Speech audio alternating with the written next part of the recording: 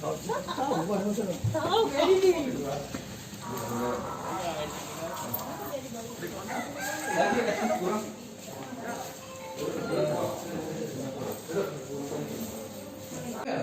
itu lah baca kan.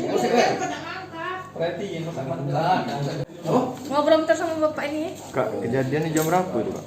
Suri ya? Sore ya? Iya. Kita waktu itu lu dengan siapa, Kak? Di sana. Dengan kawan di lorong tuh.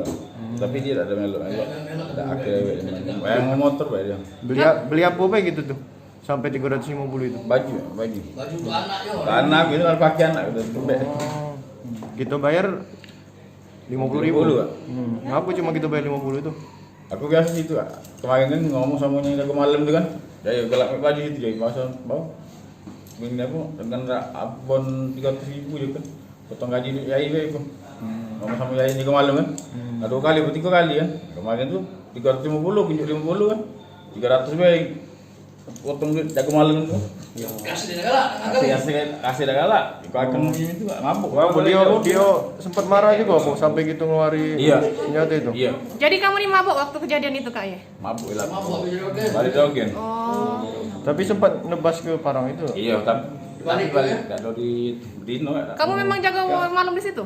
Enggak, yang jago malam enggak tahu. Kenal. Nonton market di mana? Di Lorong Jambu.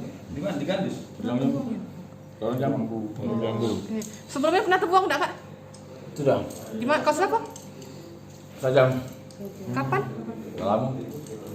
Keluarnya? Aduh, tahun kemarin? Tahun kemarin baru keluar?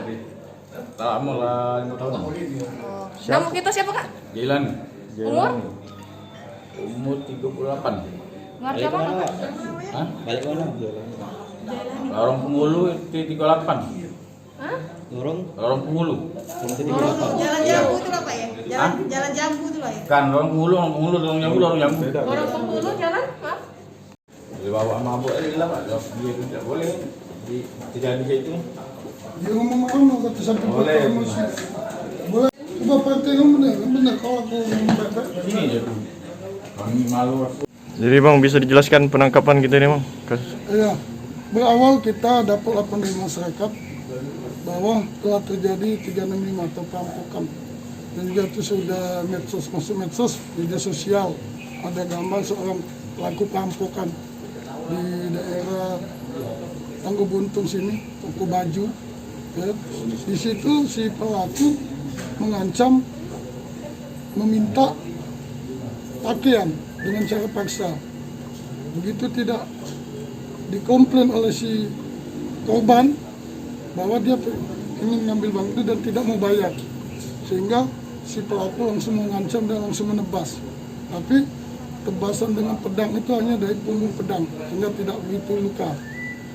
Dan begitu kita dapat laporan dari masyarakat, langsung kita kejar. Dan alhamdulillah pelaku begitu di tempat kediaman langsung kita amankan dan kita bawa ke sini. Dan setelah kita interogasi dia mengakui perbuatannya. Ternyata pakaian itu adalah untuk anaknya, karena dia tidak ada kerjaan dan juga dia ada seorang residivis sudah 5 kali. 5 kali.